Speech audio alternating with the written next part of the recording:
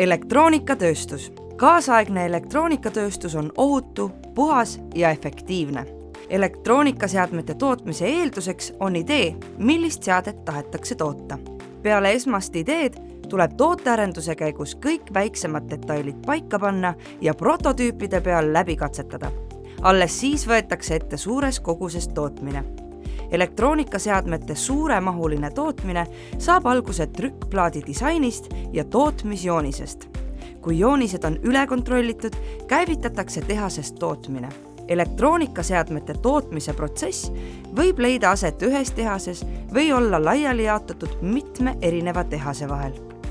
Tööstuslikul skaalal elektroonikaplaatide tootmiseks läbitakse tüüpilised järgmised protsessid. Esimese sammuna jõuavad tehastesse protsessides vajalikud toormaterjalid. Sõltuvalt tehase suurusest on selle jaoks kasutusel erinevad ladustamissüsteemid. Alustades harilike riiulitega ja lõpetades automatiseeritud pakiautomaate meenutavate tornidega. Trükkplaat koosneb mitmest kihist, kus nii plaadi sisemistes kui välimistes kihtides luuakse elektriühendused erinevate punktide vahel. Trükkplaat ilma komponentideta on lihtsalt üks plaat, mis juhib teatud punktide vahel elektrit, aga mis midagi targemat teha ei oska. Järgmine samm on komponentide ladumine ja trükkplaatidele jootmine. Valdavalt eristatakse kahte tüüpi komponente, pindliidetavad ehk SMA ja läbi augu komponendid ehk THT. Pindliidetavate komponentide jootmiseks kantakse plaadile esmalt jootepasta ning sinna peale pannakse komponendid. Kui nüüd plaat ahju panna, siis sulab jootepasta ära ja komponendid kinnituvad plaadile. Läbi augu komponentide plaadile paigutamiseks peavad plaadi sisse olema eelnevalt tehtud augud. Komponent paigutatakse aukudesse ning plaat libiseb üles sulatina laine, mille tulemusel joodetakse komponendid plaadile.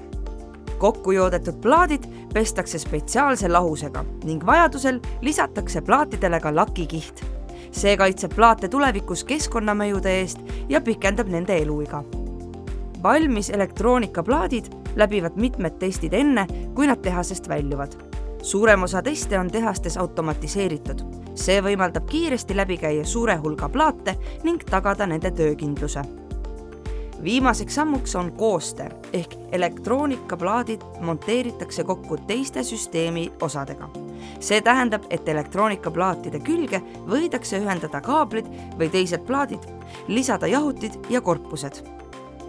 Kui mõnes tootmisfaasis tuvastatakse elektroonikaplaadi töös või koostes viga, siis liigub plaat vigade tuvastamiseks ja nende likvideerimiseks diagnostikute lauale, kes mõõteriistade, mikroskoobi, röntgenmasina ja muude vahendite abil tuvastavad vead ja muudavad vajadusel tootmisprotsessi nii, et iga järgmine plaat töötaks laitmatult.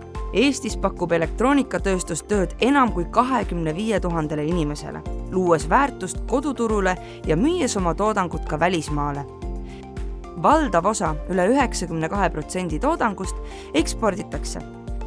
Tarkade ja automatiseeritud süsteemide loomine, mis baseeruvad elektroonikalahendustel, on eelduseks kestlikule ja efektiivsele tulevikule.